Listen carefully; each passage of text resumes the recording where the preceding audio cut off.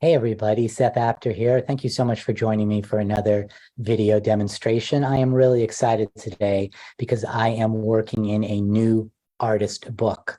And there's nothing like starting something project-wise when it comes to art or finishing something in art. There's just nothing like it. It's in the beginning, everything's ahead of you. You never know where it's going to go. And at the end, you can look back and remember the process and see what you have created. So we are going to shift cameras. I'm going to take you through this project, tell you a little bit about what I'm using in case you want to play along. And then I am just going to create and we'll see where it goes. Do I have any idea right now where it's going to go? Pause, pause, pause. Absolutely not. I'm going to be as surprised as you will be. All right. So this is where we're working today. We are working on a new artist book. And what I did, as I always do when I'm working on a project, I try to minimize the hordes of materials that I have. So I have a sense of where I'm going generally in terms of perhaps textures or colors. So what I do is I just go through the drawers that I have, which are actually pretty minimal, and I just pick out some things. So I have the book, which I'll show you in a moment. I have just some fabric. It just happens to be a few pieces from my collection with Free Spirit storyboard. Coincidence? And then I have some papers, and these papers can range from commercial papers to hand-painted papers to some tapes to some vintage bits and pieces. Just anything that I think might work in the direction that I'm going. So the first thing I want to just do is show you this book. This book was created a week or two ago, and it's really just the start. It is typical of my books. It's pretty small. There's not that many pages inside. I don't like to work beefy because when I work beefy, it takes me a lot longer to get through it. And so I can have the satisfaction of completing something sooner, given that a book has multiple pages. So when I made this book, I bound it very simply. It's a pamphlet stitch. And what I did was I added a strip of fabric to the left edge, the spine edge, because I wanted to give a nod to a traditional book. A traditional book often has book cloth and then perhaps leather or a different kind of strip on the edge. A couple notes before I begin and actually demo. You can see there is a very strong sense of linearity. That was on purpose. And a lot of the placement was horizontal, so they're stacked strips. What I started to do on the facing page, which I think I will continue today, is place the strips in a vertical position. So there's some similarities in terms of the type of materials I used, but it's a whole different direction. So there's going to be some contrast as well. And I'm just going to start there. And basically I have my papers, I have my fabric, and I have some things on the side, which I will use if and as I need them. But what I am planning on using today for ease is a glue stick rather than matte medium or any other kind of wet glue. It allows me to demo more easily, more quickly. And also, as long as you have a good brand of glue stick, it is actually glue.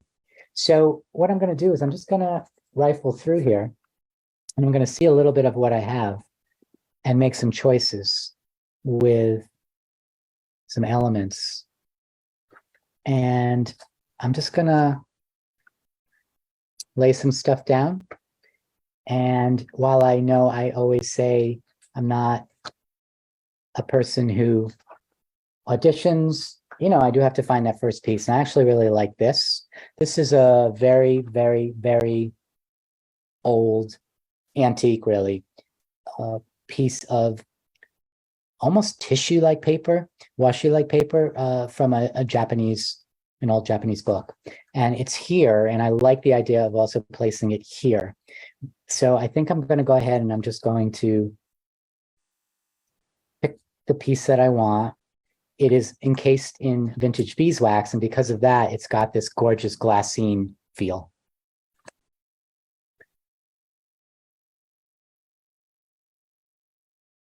I'm going to tear that by hand. And I just like it. I just like it down there. I like the fold.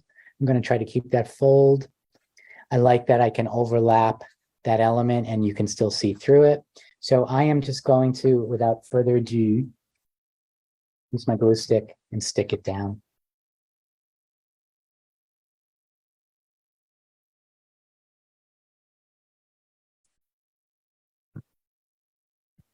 I do think I want to keep that fold open. I'm going to match that up with the edges. So when I collage, I'm always looking for the material to tell me where it needs to go. So I am using the pencil just to continue that line. Maybe I'll add a bit of that line as well. This also allows me to get my own hand in there, but it's guided. And in some ways, the decision is made for me. I don't want to overdo it, but I am going to continue the line underneath a little bit right there. All right, so you will see that little bit of segment. I really, really like how that squares off. And because it's folded over, you get the, and that mark is right there, you get the full square.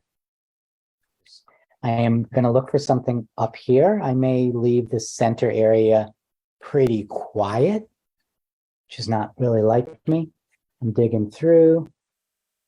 I have this gorgeous, and I mean gorgeous, old handwriting. I mean, this really looks like walnut ink.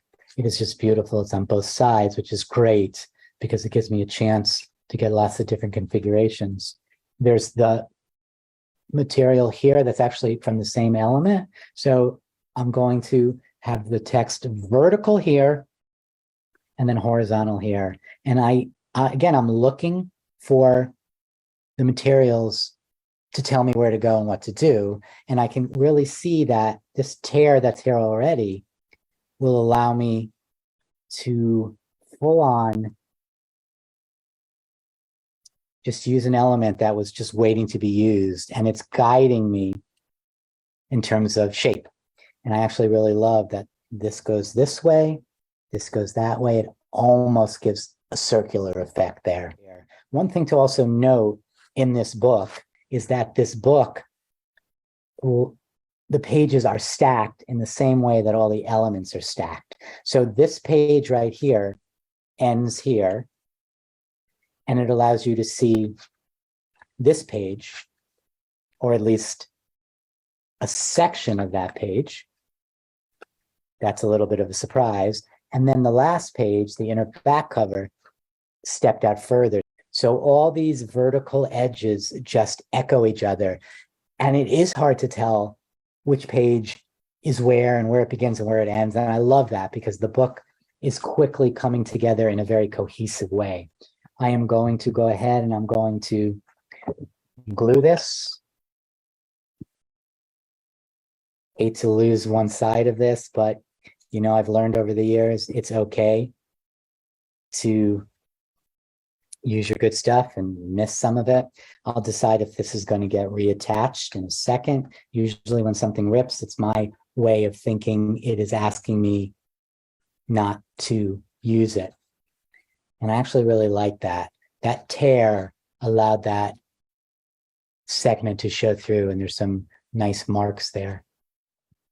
Now, I am a person who knows that value shift and contrast is important, and I put in contrast in a lot of ways. For me, this is just a little too much stark contrast. One thing I think I might do is go to some distressed watercolor pencils.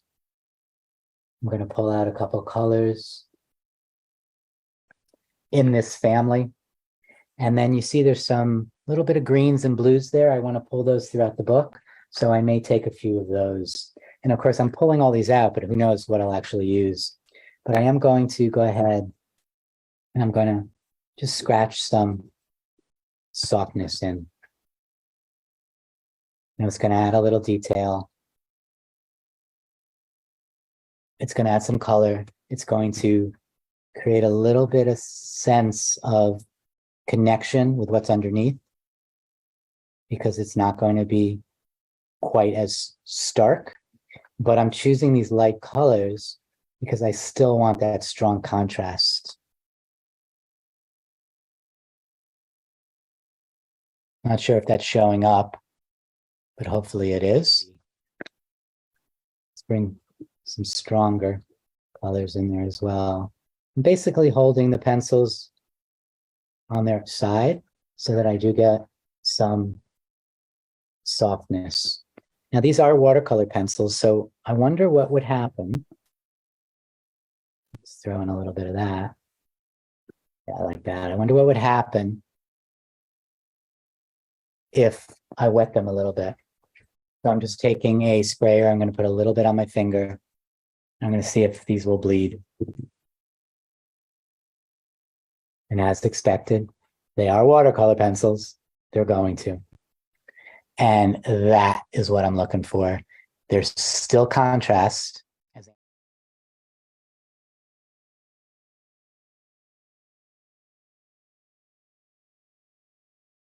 While it's wet, I'm doing this. Yeah. The original page that had no additional layer on it. I love how the colorations in here, while they're very soft, they pull out the colorations there, making these pages quite connected. I think I do want to add just a little bit of depth and shadow, just a touch. So I am going to go in with another Stabilo wall. This one's a brown one. Just going to add a little bit of darkness, just a little bit around the edges. I'm really being loose. This is going to not only make the background and the collage elements connect better in a very soft way, but it's also going to add some depth and shadow, which will also let these elements pop. I'm going to call that done. The one thing I may consider doing, but I'm not prepared for this, is I may consider doing a little bit of stitching with red thread right there. It's going to pick up, in case you didn't notice that, the red thread right there. And in fact, not only as a way to remind me, but as a way to